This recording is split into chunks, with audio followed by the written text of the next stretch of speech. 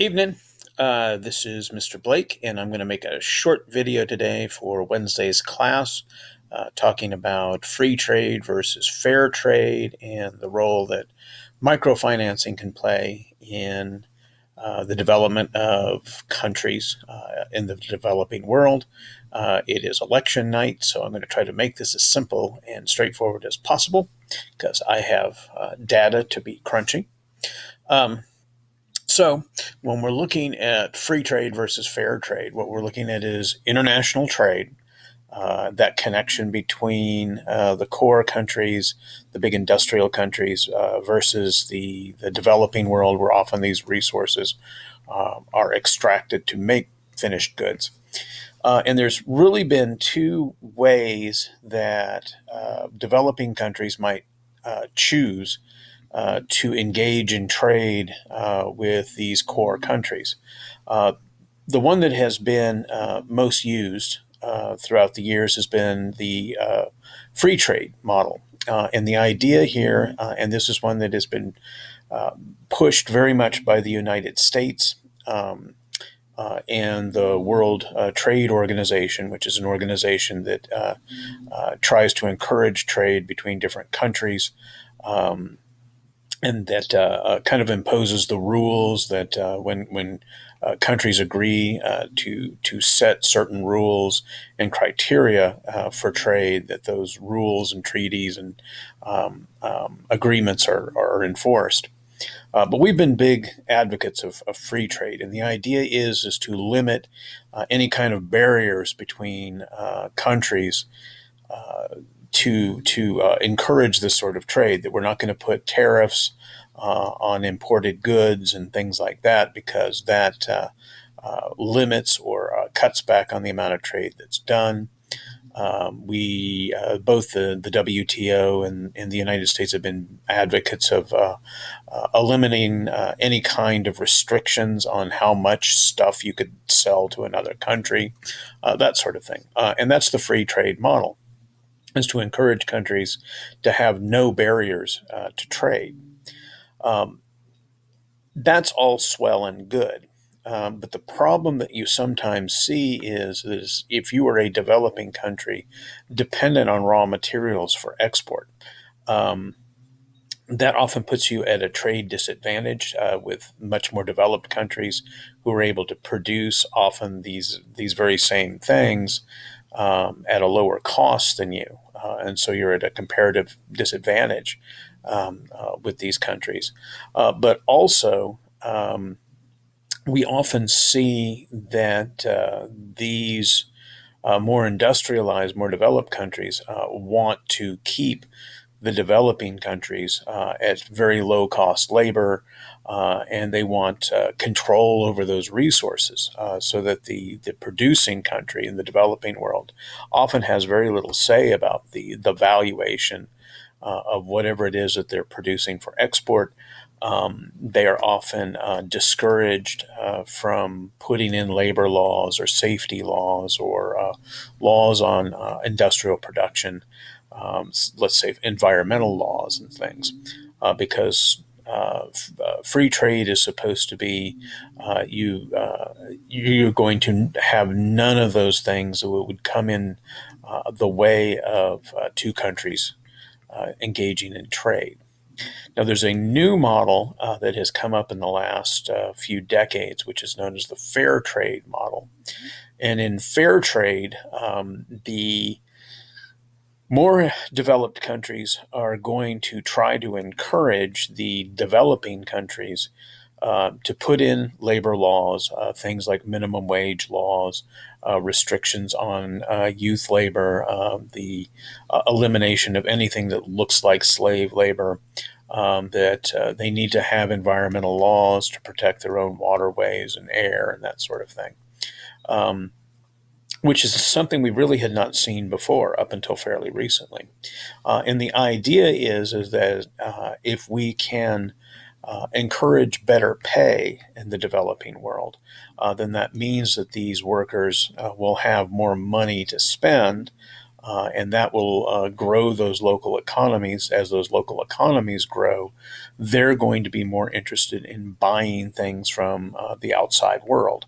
And so, theoretically, under the fair trade model, everybody eventually benefits, not only just the workers in the developing countries as their quality of life would improve, but that they would also be more interested in buying foreign made products, maybe from the developing world as well. Um, One of the big critiques of this has been that by increasing the wages and encouraging these regulations in the developing world, that it will cost the resources that we import from those countries will suddenly become much more. So our chocolate will become more, our coffee will become more. Um, there's little evidence that that is true, but it's the assumption that is often made as to an argument against fair trade. What often happens is a lot of the middlemen get cut out in these sort of trade agreements under the new fair trade agreement. That there's often been a lot of intermediaries between the people who actually produce whatever the thing is that we want to import. Um, and so when you cut them out, the costs of things go down a little bit. So it all kind of evens out. And so it usually does not cause the price of items to go up. Now, sometimes we have seen that on the shelf, if they put fair trade item, it becomes more expensive, but there doesn't seem to be any particular reason for that other than, well, we're doing it the right way here, therefore you're going to have to pay more for it. You really should not be paying more for fair trade products.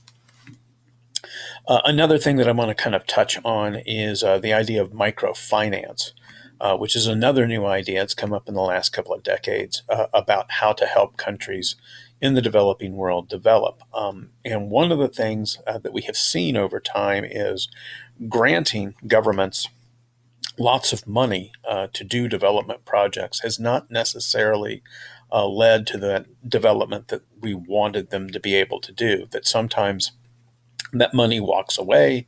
We don't know where it goes. It's misspent. There's often a lot of corruption involved in some of these developing countries. And so the money isn't sometimes spent particularly well. And there was an economist from Bangladesh, of all places, that was doing a study on who should get the money in an economy that would actually have the biggest impact in growing the economy. And he realized that one of the things that is often done is large grants of money are given largely to men, and almost no loans went to women. And so he thought, well, maybe that this is a route that we could take. That what if more of those loans were actually loaned out to women rather than men? And he began a little experiment because he also thought about the idea of very large loans becoming something that many in the developing world can never repay. And so they end up saddled in debt. So he thought, well, instead of making big loans, why don't we make a bunch of little loans? And so he came up with this model, which is known as the micro banking or micro entrepreneurship. And it basically works like this. Um, a bank is set up to make extremely small loans, usually like $100 or less. And the idea is you're going to loan that to a woman, generally speaking. It's not necessarily set up that way, but it seems to be the most effective way to use it. And these are women that would normally be considered high credit problems because they're very, very poor. We are talking about some of the poorest people in the world. And what you're doing, the agreement that you're setting up is they are going to take this small loan, $100, let's say, and they're going to pay it back at very low interest. And they are specifically to use that to invest in their own little company. And so what they're going to do is they can go and buy used tools. They buy the basic equipment that they would need to produce a finished good. So think about somebody that wanted to become a potter and make pots and things, ceramics. They could spend the $100 and build themselves a kiln, get the basic clay that they would need and the glazes, and maybe a potter's wheel or something to spin the clay on. And so they've spent their money. They've got their basic cottage industry in place. They take their clay, they fire their clay, they sell that in the marketplace. They make money. They pay part of their loan back, and they invest more in the raw materials. So they make more pots. They sell more pots. They pay a little of their debt off. They buy more raw materials. Pretty soon, and in a very short amount of time, they've paid off their loan. They've still got all the tools. They've still got clay. They've still got a spinning wheel. And they're now an ongoing concern. Whatever money they're going to make is now going directly to them and their family. And it could be becoming a tailor, making clothing. It could be making jewelry. It could be becoming a carpenter. Lots of different things. One thing that I saw was a woman in Western Africa that had taken out a microloan, and she bought herself a cheap generator, a used generator, to hook up a freezer, or actually a big kind of refrigerator. And what she did was is that she took that, she powered up the little kind of box refrigerator, and bought a whole bunch of Coca-Cola in bottles. And you got to remember, this is West Africa; it's tropical.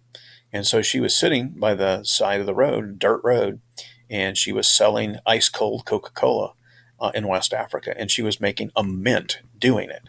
At the time that I ran into her, she actually had multiple locations.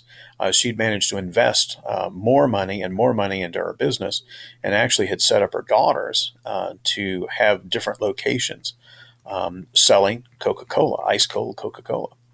And she started with $100, and she was at that point providing for her entire family, and it was a growing business.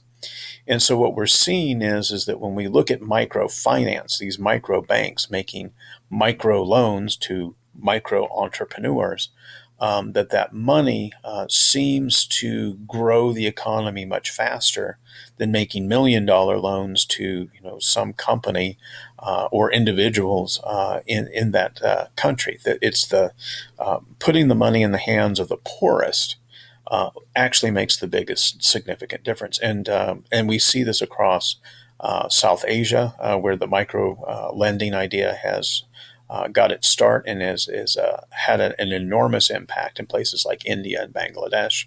It has spread to places like Africa, where especially women who were often dependent on men now are financially independent because they've started up their own companies.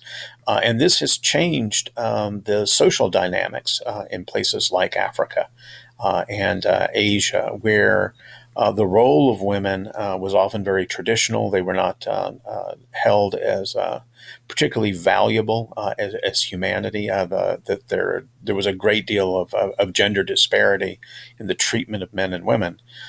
And what we're seeing now is that women are becoming much more active in the economic field, getting their independence, being able to make their own money rather than being dependent on a husband or their family.